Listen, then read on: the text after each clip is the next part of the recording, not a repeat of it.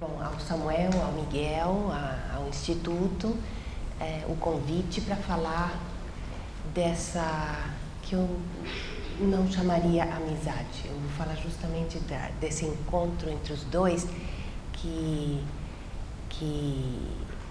muito peculiar, muito profícuo. Deu dois belíssimos livros, cujas fotos vocês veem aqui distribuídas. Nós estamos aqui vendo o material do livro sobre o Valparaíso, né? Eu vou falar um pouco dele e do outro livro que retrata a casa do Neruda em Isla Negra, uma localidade a 140 quilômetros de Santiago, onde eu nasci e, por coincidência, realmente, por coincidência feliz para mim, meus pais tinham uma casa, mais ou menos em frente à casa do Neruda. Então, passei minha infância toda indo e vindo nesse lugar e pude cruzar com o Vate e a sua boina para comprar o pão, o jornal. Enfim, é uma localidade muito pequena até hoje, tombada, com ruelas de terra e à beira-mar. Um mar impiedoso, um mar violento, muito rochedo, que ele escolheu para montar sua casa. Bem, então, o título do que eu vou expor aqui, que eu vou conversar com vocês, mudou de amizade para caminhos cruzados. Trata-se do encontro de dois dos artistas chilenos mais ousados e de maior projeção internacional durante o longo século XX. Compuseram dois livros em conjunto, como eu falei, El Libro de Arena e Valparaíso. Valparaíso de 65, publicado em 65, e El Libro de Arena em 66. São livros maturados e armados ao longo de vários anos. Não é como aquele que escreve e publica no ano seguinte. Então, os projetos de cada um desses livros levaram anos. Esses livros conjugam palavra e fotografia com um olhar poético e engajado. Espaço e poesia reúnem-se ali, num casamento absolutamente notável. Voltaremos a esses livros, mas antes quero mapear um pouco suas trajetórias, as do Neruda e do Larraín, que falam também das profundas diferenças entre ambos. Neruda foi amigo do pai do fotógrafo, o arquiteto consagrado Sergio Larraín García Moreno, que nascera em 1905, um ano após o Neruda, quer dizer, contemporâneo do pai. Amigo das artes e de artistas, Prêmio Nacional de Arquitetura, professor universitário, além de embaixador do Chile no Peru durante o governo Frei até 1971, pouco antes do golpe. Em sua mansão de Santiago, no bairro de Elite, em Pedro de Valdivia Norte, colecionou quadros, livros, sua biblioteca imensa, e objetos das culturas pré-colombianas que constituem o acervo principal do Museu de Arte Pré-Colombiano de Santiago, que ele mesmo fundaria em 1981. O local continua sendo considerado hoje como um dos melhores de seu gênero na América Latina, na esquina das ruas Bandeira e Companhia, no centro da capital. No casarão de Pedro de Valdivia Norte, nasceu, em 1931, Sergio Larraín, filho, um dos 5 filhos e filhas do casal. O menino educou-se num dos colégios mais caros e prestigiosos do Chile, o St. George, e conviveu num ambiente familiar em que circulavam também artistas, arquitetos, poetas, pintores, escultores, com quem o pai mantinha estreita relação, entre os quais também Pablo Neruda. Mas como tudo na vida se complica, felizmente, o jovem Sergio Queco, como era chamado pelos amigos e familiares, é um apelido para Sérgio no Chile, Queco, mostrou-se muito cedo arredio e distante desse mundo de glamour e de riqueza. Foi, como lembram aqueles que o conheceram na época, entre os quais a pintora Carmen Silva, uma ovelha negra e uma enorme dor de cabeça para os pais, em especial para o pai, com quem manteve sempre uma relação conflituosa. As inúmeras biografias falam do périplo que o levaria a largar uma carreira de agronomia nos Estados Unidos para se dedicar cada vez com maior intensidade ao que começou sendo um hobby, com uma laica nas mãos, aos 20 e poucos anos. Perdão, uma laica nas mãos, ponto. Aos 20 e poucos anos, em Santiago, realizaria seus primeiros trabalhos remunerados, fotografando embaixo das pontes do rio Mapocho, aquele núcleo de fotografias maravilhosas, né, que estão aqui também, meninos de rua, sujos, famélicos e brincalhões, que a gente pode ver aqui nesta exposição.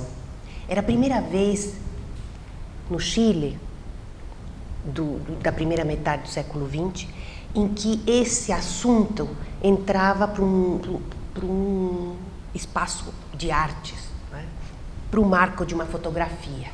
E, de fato, ele chamou a atenção de instituições, primeiro instituições voltadas para a caridade, a Casa de Deus e etc., que o contrataram para ele continuar fazendo esse trabalho. Em palavras do Joseph Vincent Monceau, esta série sobre as crianças em situação de rua é talvez seu melhor trabalho. Por um lado, diz o Monceau, representa uma ruptura com a família e com o mundo da elite. Por outro, rompe com a forma aceita de fazer fotografia até a época. Ruptura seria o conceito que marca a arte e a vida do Larraín. O que me interessa frisar aqui é um movimento de afastamento que, desde cedo, o Queco Larraín fez de sua classe de origem. Me parece que, em ambos os casos, em todos os casos, o homem e sua obra estão profundamente ligados. Então, há na raiz do trabalho do Larraín esse tentar se desfazer das marcas da sua classe. Um movimento, claro, dolorido, né? Que marcou toda a sua vida. Por exemplo, em viagem pela Europa, ainda adolescente com a família, após a tragédia da morte do irmão mais novo, ao invés de partilhar com a família, né, em hotéis de luxo, ele ia se hospedando em pensões baratas. Vocês podem imaginar os pais, né? Ele saía e se perdia pelas ruas e talvez voltava.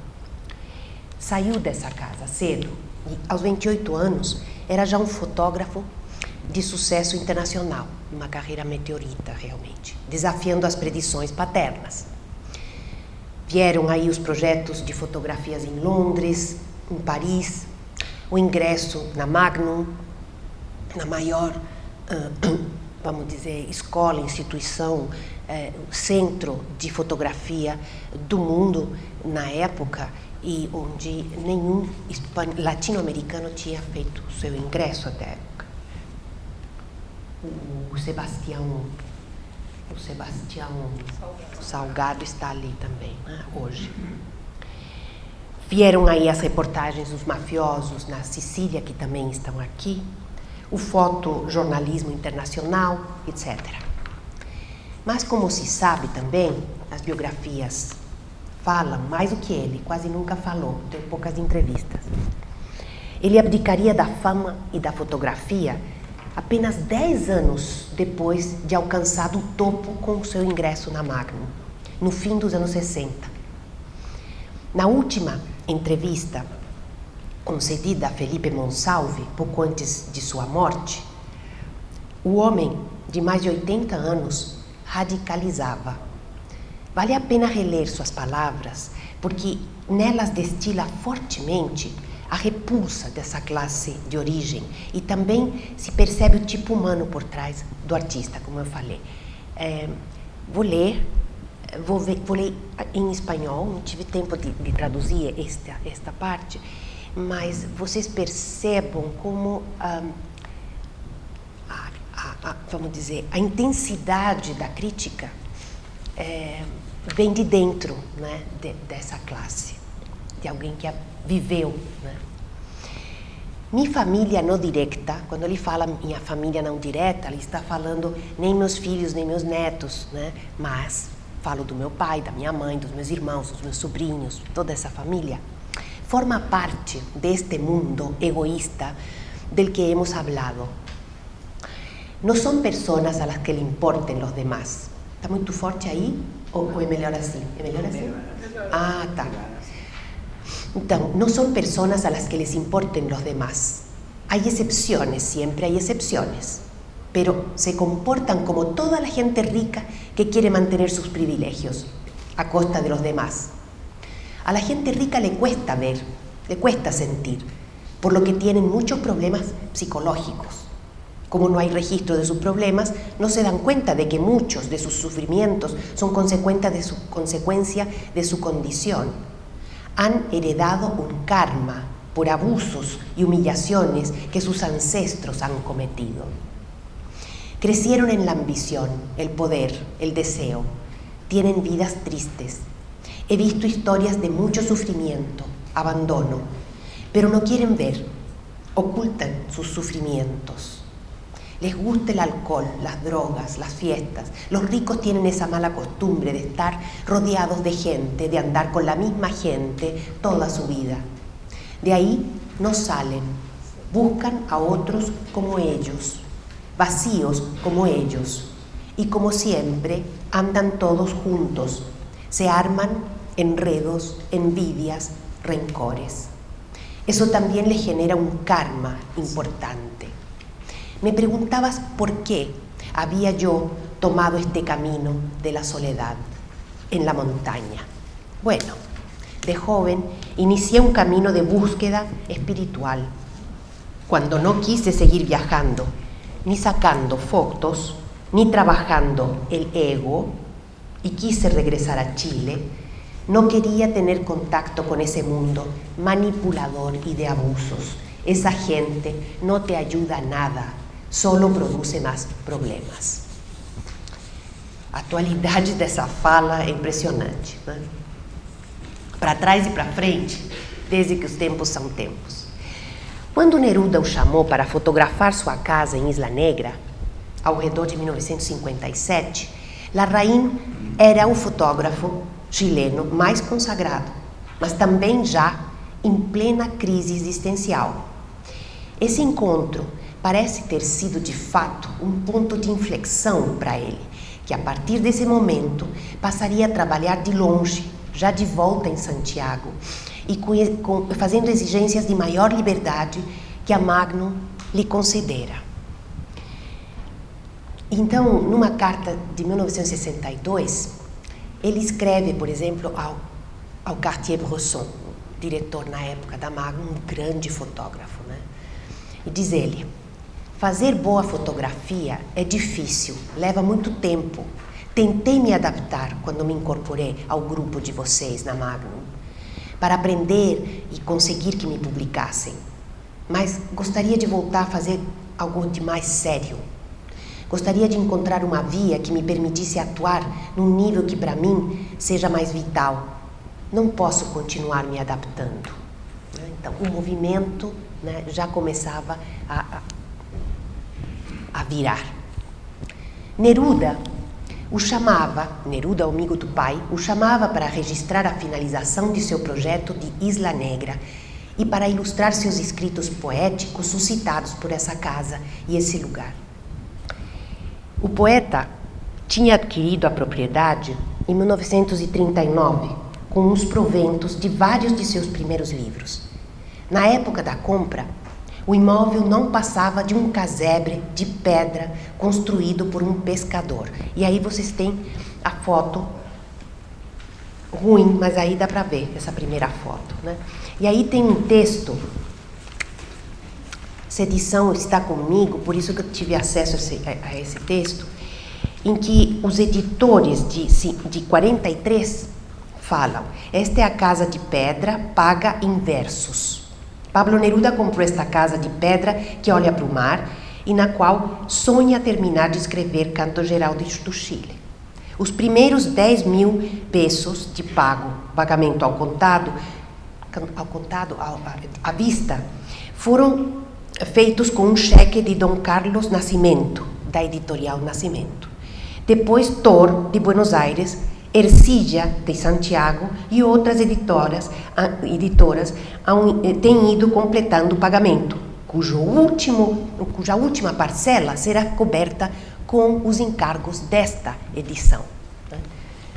Então, era a casa, vejam, uma casa pobre, mínima, de pescador que ele comprou.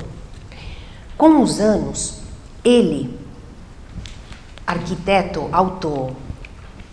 auto-instituído como tal, sem nenhum estudo, e com a ajuda de vários amigos, arquitetos sim, construiu a grande casa em pedra e madeira diante do mar, que se ergue até hoje com sua torre e enormes janelões.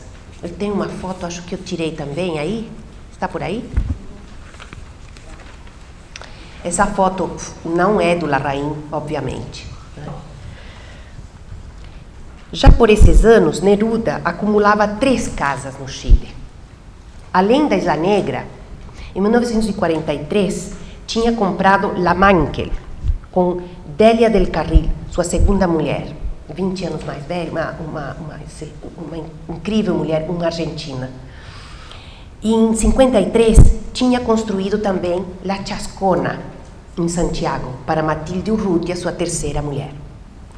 Ao morrer, com 69 anos, deixaria inconclusos mais 2 projetos de uma casa ao sopé do Morro Manquehue, também em Santiago, e um espaço criativo perto de Isla Negra, para o qual tinha comprado um imenso terreno em Punta de Tralca, em cima de um rochedo.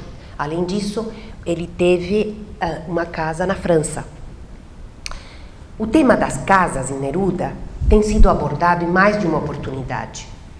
Nicola Bottiglieri, um deles, em um artigo para a revista da Casa das Américas, de 2004, comenta que as casas funcionavam para Neruda como baús, onde guardava milhares de objetos raros que foi adquirindo em distintos lugares do mundo. O que mais lhe interessava não era tanto a beleza ou o valor econômico desses muitos objetos, a beleza, digamos, esteticamente, enfim, consolidada, né? Belos eram para ele. Mas o que lhe importava era o caráter estrambótico. Cito Bottiglieri. O interesse pelos objetos singulares transformou em colecionador de coleções. Quer dizer que começou a comprar séries de objetos, como se fossem índices bibliográficos completos. Podia se tratar de cartões postais eróticos franceses dos anos 30, diabinhos mexicanos de madeira, os tais alebrijes, bolsas de água quente inglesas do século XIX, escaravelhos, centenas, venezuelanos, garrafas, botas, carrancas de proa, sem esquecer sua paixão pelas conchas, que chegou a acumular aos milhares. Eu mesma me encantei com a coleção de bonecas antigas que ficavam no banheiro da casa de Santiago. Quero, neste ponto, adentrar um pouco na trajetória de vida deste poeta acumulador compulsivo, para traçar os paralelos e bifurcações para os quais quero apontar. Conta a lenda que Neruda era capaz de pagar fortunas pelo transporte marítimo de objetos de grandes magnitudes encontrados em mercados de pulgas de lugares distantes. É o caso de vários das carrancas de proa registrados justamente pela câmera de Larraín no livro La Casa en la Arena. Mas indo à vida do Neruda, lembremos que ele nasceu em 1904, né, no território austral do Chile, perto de Temuco, numa localidade chamada Parral, à beira-mar também. Tudo no Chile é à beira-mar, praticamente. Filho de um operário semi-analfabeto, Dom José del Carmen Reyes Morales, que graças aos seus esforços tinha chegado a ser condutor de trens de carga. Neftali Reyes Basualto, ficou órfão de mãe aos poucos meses de vida. Sua mãe de criação foi a segunda mulher do pai, com quem manteve sempre uma relação de amor e gratidão. Mas o pai não entendeu nunca a afeição do filho pelos livros e sua negação total para o trabalho braçal. A relação entre eles se manteve sempre tumultuada e distante. A mudança de nome de Neftali Reyes Basualto para Pablo Neruda não é pouco significativa neste sentido. Os dois nomes ele tirou o Neruda, do Jan Neruda, um escritor eslavo, e o Pablo, do Pablo Casal, o músico. Foi somente após anos e anos de penúrias econômicas, de situações de fome, que ele retrata nos primeiros poemas, de solidão, de profundo pessimismo, que o futuro Nobel conseguiria sair da pobreza, graças à influência de amigos e artistas e poetas em Santiago, que o recomendaram para o seu primeiro posto como cônsul em Ceilão, na Ásia. O sucesso absolutamente imprevisto do seu terceiro volume de poemas, 20 poemas de amor e uma canção desesperada, de 1924, quando Neruda contava apenas com 19 anos, marcaria o início de um percurso poético conturbado, com períodos de euforia, mas seguidos de outros carimbados pelo lado escuro, desesperançosos. Quando se encontraram, Larraín e ele, para o projeto do livro de Isla Negra, Neruda já tinha publicado Residência en la Tierra, de 33, talvez seu livro mais importante. Tinha se engajado na Guerra Civil Espanhola, de 36, publicado Espanha en el Corazón, tinha sido cônsul também do México, tinha publicado Canto General, de 1950, As Odes Elementais, em 54, e se preparava para publicar outro de seus grandes livros, O Extravagário, em 58. Era um intelectual engajado, já completamente com a causa socialista, e vivia um momento eufórico para ele de amores completos com Matilde Urrutia. La Casa en la Arena, o livro, foi o encontro desses dois artistas de sucesso. Um deles diante de um futuro esplendor de reconhecimento nacional e internacional que só iria se escurecer poucos meses antes de sua morte, com o golpe de Estado chileno, cujos resultados essa mesma morte o poupou de padecer. Ele morreu em 73, em setembro. Aliás, o golpe foi em setembro, ele morreu 2 meses depois. Já o outro, Larraín, tinha 30 anos mais jovem, se encontrava no ápice da crise pessoal, como disse, que o acompanhava desde a adolescência e que o levaria daí, a poucos anos, a dar a guinada em busca do anonimato, da solidão e da austeridade monacal no refúgio de Tulauen, no fundo do vale de Limari, perto da Cordilheira dos Andes, por incrível que pareça, longe do mar. Como sabemos, Larraín nunca mais ia sair dessa localidade, onde praticaria o yoga e predicaria pela preservação do meio ambiente, muito antes de que o tema se tornasse moda e assunto do dia a dia, e abdicaria da fotografia, escrevendo satoris, espécies de iluminações zen, até 2012, quando faleceu aos 81 anos. As fotos de Larraín ilustram neste livro, em La Casa en la Arena, o texto de Neruda, sem dúvida.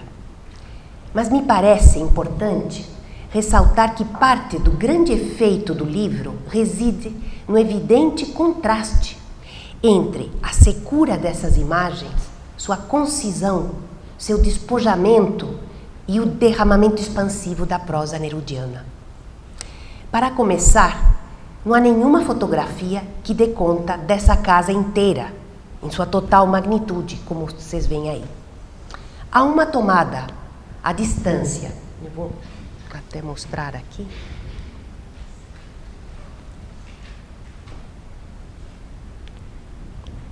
é a fotografia que abre o livro, aqui.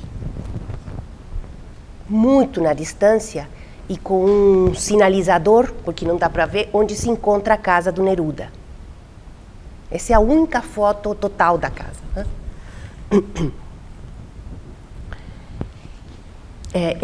Essa tomada é feita de uma praia adjacente que mostra a casa em sua pequenez, na perspectiva da imensidão do mar e da costa. Trata-se ao todo de 20 fotografias e 39 textos, entre os quais um terço, quer dizer 12 dentre eles, dedicados ao mar. 4 no começo e 8 no final. A disposição no começo e no final de textos sobre o mar sugere que o mar, além de envolver a casa, a atravessa pelas noites, furtivamente, como lemos no texto inicial que se chama A Chave. Então, aí esse mar leva as coisas e as traz de volta na imaginação do poeta. O mar que entra, cito, na minha casa para saber o que tenho e quanto tenho. Assim, por arte de mar, amanhã me devolve a chave branca de minha casa, meu chapéu cheio de areia, minha cabeça de náufrago. Na foto que ilustra este texto, que é esta,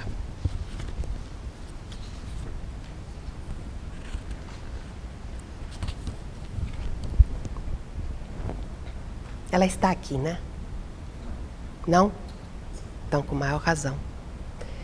Vejam, nessa foto, a enorme chave de uma nitidez improvável, efeito do trabalho de laboratório, né? Ela ocupa o centro e jaz sobre a areia, despojada de tudo, a não ser alguns restos de algas marinhas.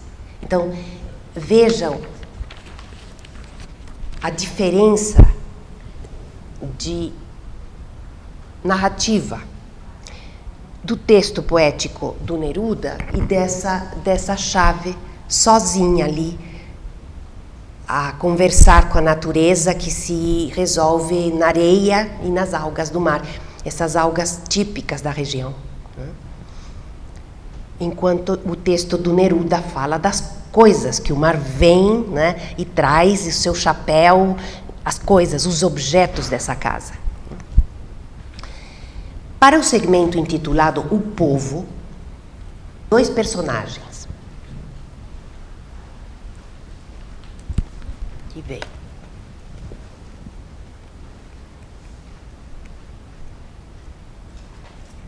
Olha que beleza. São 2 retratos, né?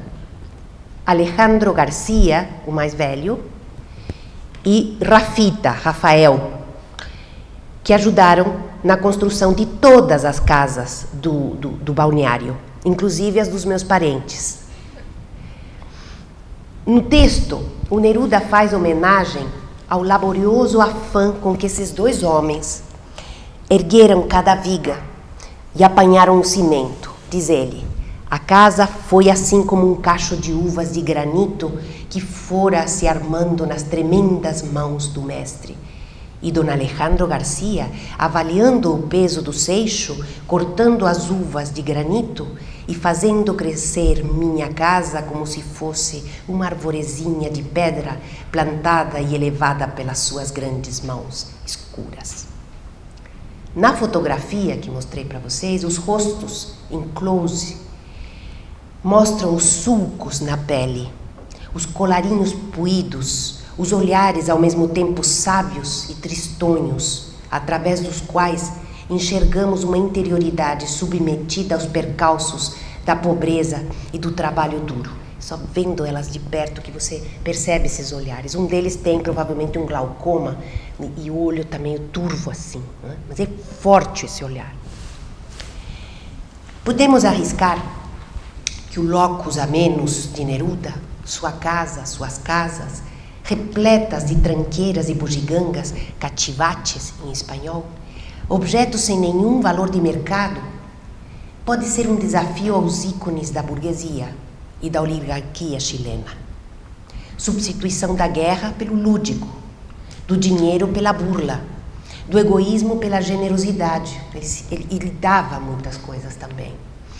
Como afirma Nicola Bottiglieri, novamente, a criança grande que brinca de manhã até a noite com objetos inúteis transforma-se no intelectual que elabora uma nova maneira de viver a vida, a sociedade e a pátria. Tudo isto seduziu Larraín, sem dúvida, e por sua vez ele convidaria o poeta a escrever um prólogo para o livro sobre Valparaíso que vinha imaginando e para o qual vinha reunindo fotos há alguns anos. Aqui vejam, trata-se de um texto do Neruda para introduzir as fotografias do Larraín. A equação se inverte. O título desse texto, O Vagabundo de Valparaíso, poderia nos fazer pensar numa alusão ao fotógrafo. E, no entanto, Neruda não menciona nem faz nenhuma alusão sequer a Larraín. O texto narra com deliciosa desenvoltura suas lembranças de personagens portenhos de Valparaíso, como o velho Zoilo e seu Stradivarius, um sujeito pobre, velho, que morava sozinho e que dizia que tinha um Stradivarius guardado no seu armário. E às vezes chamava as pessoas para irem ver o Stradivarius. O dia que esse coitado morreu, todo mundo correu para o quarto dele e, claro, nada de Stradivarius, tinha roubado Stradivarius. É bonito como ele conta essa história. Neruda perambula, o Neruda, pelas ruelas à noite, diz, La noche de Valparaíso. Fala de seus aromas, dos terremotos que assolaram as construções encravadas nos morros, da cidade de ricos imigrantes ingleses no fim do século XIX, que cedeu lugar aos cortiços alegres com roupas coloridas dependuradas nas varandas. O vagabundo é, na verdade, ele próprio. Neruda diz, não posso andar em tantos lugares. Valparaíso precisa de um novo monstro marinho, um octopernas que consiga percorrê-lo. Eu aproveito sua imensidão, sua íntima imensidão, mas não consigo abarcá-lo em sua destra multicor, em sua germinação sinistra, em sua altura e seu abismo. Eu só o acompanho em seus sinos, em suas ondulações, seus nomes, sobretudo em seus nomes, porque eles têm raízes e radícula, têm ar e óleo, têm história e ópera, têm sangue nas sílabas. A imaginação, então, do poeta, né, que circula por essas ruas, aliás, uma Valparaíso completamente diferente da atual Valparaíso, né? Aqui eles dois retratam nesse livro. O livro da Agnès Cyr, que está aqui, que está inclusive à venda, tem impressão aqui, é uma nova edição desse livro, feita em 95, para a qual Larraín contribuiu tirando fotos, acrescentando fotos e textos, satores, etc., nos quais ele, por exemplo, fala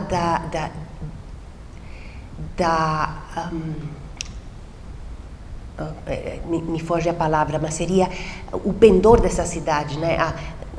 Para o turismo, né? A índole dessa cidade para o turismo, obrigada. Né? E como seria interessante fazer pequenas hostais, museuzinhos. Não existia a Casa do Neruda como museu, né? Era uma série de morros ocupados por cortiços coloridos, cheios de roupa nos varais e nas varandas, e que poetas e também pintores, muitos pintores retrataram. Belíssima, né? Com um elevador que funciona até hoje e com uma vista incrível, né? Lembra muito Nápoles, né? E o curioso é que a história, felizmente, foi ouvindo, sem ouvi-lo, os conselhos do Larraín, e hoje é um lugar extremamente prazeroso de se visitar como turista. Pequenos polos de alimentação, restaurantes de variados tipos e preços, também hotéis, boutiques, pequenos hostais, enfim, é um dos pontos turísticos do Chile hoje, mas não era na época. Isto aqui era um descobrimento. Aliás, o Neruda comprou e fez a casa, comprou uma casa ainda em andamento, de um tal Sebastião, e por isso chama Sebastiana, porque era um núcleo afastado do burburinho, né? Muito bem. Tanto Neruda como Larraín frequentaram esse porto. O porto embaixo e rapidamente com esses morros, muitos que dão para o porto, né? E o frequentaram quando adolescentes e jovens. 30 anos de diferença nas experiências, é claro. Neruda fala disso em Confesso que Vivi e diz: éramos poetas e pintores de pouco mais ou pouco menos de 20 anos, providos de uma carga valiosa de loucura irreflexiva que queria se expandir e se arrebentar. A estrela de Valparaíso nos chamava com seu pulsar magnético. Larraín, por sua vez, falou em alguma carta, em alguma entrevista, de que se instalou aos 24 anos numa pensão da cidade para perambular pelas ruas de Seixos, no sobe e desce das escadarias sem fim, embaixo da névoa que o fascinava, pernoitando em prostíbulos proletários, que fotografou, e vocês podem ver aqui o fruto dessas fotografias, onde jovens sonhavam com os marinheiros que as levariam longe. E eu quero aqui, li muito do Neruda, mas eu quero ler parte de uma carta que o Larraín escreveu para o seu sobrinho, uma carta famosa, porque um dos poucos momentos em que ele fala do seu método e sua forma de escrever, de fotografar. Espera aí, vou tentar achar aqui. Essas são outras. Aqui. O sobrinho escrevia para ele de Santiago, porque ele nem recebia a família lá. Ele escreveu e falou: olha, eu quero pensando em ser fotógrafo, me fale, como é para ser fotógrafo? O que tem que fazer? Vocês entenderam quando eu falei em espanhol, ou é melhor eu traduzir? Dá para entender se eu falo? Dá, né? Ou não dá? Alguém levante a mão. Se tiver um que não entende, ok. Lo primero de todo es tener una máquina que a uno le guste, la que más le guste a uno, porque se trata de estar contento con el cuerpo, con lo que uno tiene en las manos, y el instrumento es clave para el que hace un oficio. Vou pulando, tá? El juego es partir a la aventura, como un velero, soltar velas, ir a Valparaíso, a Chiloé, por las calles todo el día, vagar por partes desconocidas, sentarse cuando uno está cansado bajo un árbol, comprar un plátano, una banana, o unos panes, y así tomar un tren, ir a una parte que a uno le tinque, que a gente goste, mirar, dibujar también, mirar, olhar, salirse del mundo conocido, entrar en lo que nunca has visto, dejarse llevar por el gusto mucho, ir de una parte a otra, por donde te vaya tincando. De a poco vas encontrando cosas y te van viniendo imágenes, como apariciones las tomas, etc. Volta a casa, você revela as fotos. Vou fazer um parêntese aqui que não pode deixar de fazer. Diz a lenda, porque nem o Cortázar nem o Larraín falaram disso, Julio Cortázar, um contista argentino, que escreveu O Jogo da Amarelinha e tantos contos, entre os quais um que chama As Babas do Diabo, e cujo personagem é um fotógrafo e tradutor chileno-francês, que vai pela rua, tira uma foto, tira uma foto, e na ampliação dessa foto, descobre um crime. E esta anedota teria sido contada pelo Larraín. Eles se encontraram em Paris, foram amigos. E ele teria tirado uma foto da Notre-Dame, da catedral, e quando foi ampliá-la, percebeu que num canto da foto tinha um pessoal trepando, tinha um pessoal fazendo amor. Mas ele não tinha percebido isto quando tirou a foto. Então, parece ser que o Cortázar teria se inspirado, né, de longe nessa... E depois esse conto deu o grande filme do Antonioni, Blow Up, né, que é uma transposição para Londres, um fotógrafo de moda, e que também dialoga com Larraín, porque o Larraín também fotografou, como vocês veem aí do lado de lá, Londres, né, um ensaio magnífico. Então ele diz para o sobrinho os conselhos, né? Sigues vivendo tranquilo, veja, para o fotógrafo, né? Dibujas um pouco, sales a passear y nunca fuerces la salida a tomar fotos, porque se pierde la poesía. La vida que ello tiene se enferma. Es como forzar el amor o la amistad. No se puede. Cuando te vuelvan a hacer, puedes partir en otro viaje, otro vagabundeo. A Puerto Aguirre, puedes bajar el Báquer a caballo hasta los Ventisqueros, desde Aysén, todo no Chile. Valparaíso, siempre una maravilla.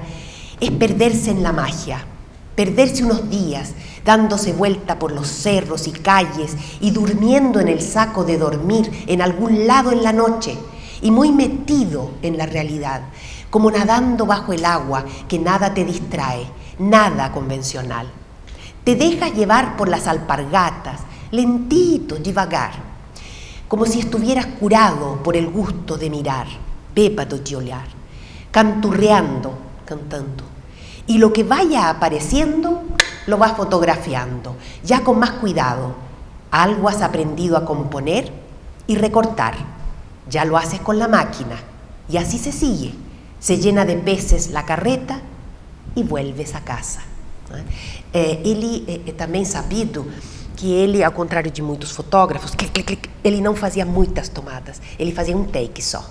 E daí trabalhava com ele. Mas para chegar a fazê-lo, para tirar a arma, digamos, ele levava um tempo, muito tempo. Posso xerocar isso aqui? Aliás, vocês encontram essa carta na internet, não preciso nem xerocar. Ah, então está aqui no jornalzinho? Na entrada vocês encontram um jornalzinho. Não deixem de pegar, porque é maravilhoso isso. E traduzida ainda. Bom, então,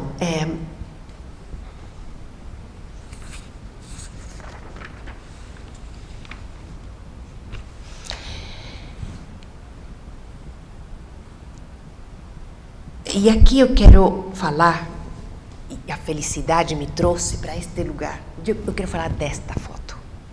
Esta foto que foi tomada junto com essa série, que não significa que ele as tomou no mesmo dia. Foram semanas, meses, vai saber. Não é? São séries num prostíbulo que chamava o prostíbulo de los 7 espejos, com espelhos assim, que duplicavam, centuplicavam o que estava acontecendo aí dentro. Vocês vão ver textos dele, né, aqui embaixo, outros prostíbulos, e esse olhar condolido pelo que está acontecendo ali, num prostíbulo de 5ª categoria, tentando remediar, né, parecer outra coisa, aquilo que os filmes de época contavam, né? É tudo um tanto patético, né, aqui nessas fotos. A não ser esta foto, que está aqui atrás de mim. Eu pedi para ela tirar. Você tirou? Ela está aí? Tirou. Então, distribuiu para todos? Então, essa foto aí, ele se fascinou com essa moça, certamente, porque tirou essa outra foto, né? Todos têm? Eu vou ler, eu vou ler o comentário que faz um sujeito que escreveu um ensaio muito bonito sobre o Larraín em 2015, que chama David Fotzik Reyes. Deve ser um chileno alemão da diáspora, ele trabalha na Alemanha. E diz ele, falando deste quadro que vocês têm aqui: a moça cruza seu olhar a um lado com a do fotógrafo. No lado direito aparece um marinheiro, com o rosto sugerido entre as sombras. Isso contextualiza o bar e nos situa num prostíbulo de Valparaíso, porque já conhecemos os caminhos de Larraín. Quem sabe o popular prostíbulo dos 7 espelhos que ele retratou em outras fotografias. Se pergunta o articulista, pode existir maior bondade do que nesse rosto? Não é de fato simplesmente belo? A expressão e a forma de cruzar as mãos não é um momento mágico? Quem poderia dizer que não existe poesia nessa foto? O que veem esses olhos? Miram, por acaso, uma cena da história de amor com que sonham as prostitutas? As perguntas ficam assim, como perguntas. Nas conjecturas, encontra-se o espaço que Larraín capta e nos oferece, espaço que consegue criar entre o olho, o enquadramento, a posição dos braços do Larraín, né, e do corpo e a pressão do dedo sobre o obturador. A mulher, junto dos caixotes de soda-limão, se chama assim em português? Limão-soda, soda-limão, soda-limonada, possui um rosto que encanta. Seu cabelo emaranhado cai sobre um vestido simples e se divide através de seus ombros perfeitamente equilibrados para manter essa leve e determinante inclinação da cabeça. Tudo isso somado ao gesto de suas mãos entrecruzadas esbanja simpatia. Não sabemos quem é essa mulher, mas não faz falta, já que sim sabemos o que ela nos comunica. Aquilo que transmite através de seu espontâneo gesto, capturado e posto em contexto pelo olhar de Larraín. Estamos diante da fotografia de uma mulher capaz de transpor qualquer arquétipo. Aqui, fim de cita. E eu acrescentaria que esse retrato aqui lembra muito o efeito da Gioconda, pela quantidade de sinais ambíguos e contraditórios que se expandem a partir desse sorriso dela. Ao contrário do Neruda, a narrativa de Larraín se desprende de sua história pessoal e avança abraçando o mundo para encontrar o que bate profundamente com sua percepção. Aqui estão as suas palavras na abertura do retângulo na mão. Esse livrinho, o primeiro livro que ele publicou. Diz ele: é dentro de mim próprio que procuro as fotografias, quando, de câmera na mão, vou passando o olhar pelo que está lá fora. Posso, assim, solidificar esse mundo de fantasmas quando acho algo que encontra ressonância dentro de mim. Assim, as fotografias 24, nas páginas 24 e 25, vou mostrar para vocês.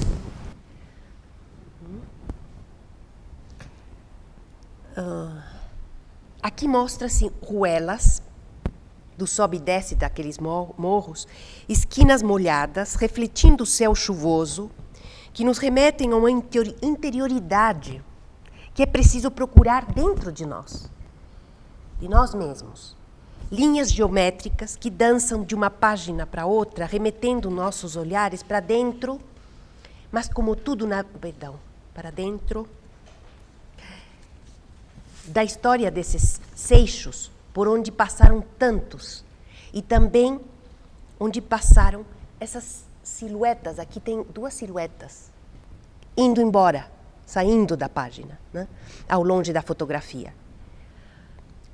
O tempo, seu passar, o passado, o presente, o futuro, são de fato uma constante que encontramos espalhada nos sátores, nesses pequenos textos, alguns escritos em inglês, que ele escreveu depois, nos anos de reclusão, alguns dos quais enviou para Agnes Sir para a reprodução deste livro. Outros ele saía de casa, uma das caminhadas rotineiras durante esses 30 e tantos anos, até a morte, quase 40, dizem os que conviviam com ele no povoado, ele saía, caminhava até o correio e deixava cartas e pequenos livros confeccionados por ele para parentes, para amigos. Essa era a atividade dele. Nesse livro também, né, em que está recompilada essa produção textual dele, parte dela, você lê coisas como as seguintes: entrar no presente como um desenho. Ou então, a arte é uma aproximação ao estado de Satori. Lembra a revelação? Satori é estar acordado no presente. As odes do Neruda, de 58 em diante, odes elementares e depois as outras, são também, depois, uma entrada na matéria simples. O poeta foi também praticante de Satori, digamos, em algum momento. A ode à maçã, a ode à melancia, as coisas mínimas, né? Há uma enorme potência em sua poesia de residência e de extravagário, sem dúvida também. Mas ambos artistas cruzaram seus caminhos indo em direções vitais muito opostas.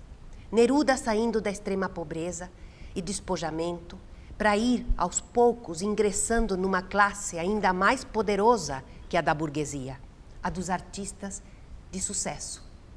Transformou-se, porque eles têm mais liberdade ainda, transformou-se em um colecionador de bugigangas, colecionador de coleções, de casas.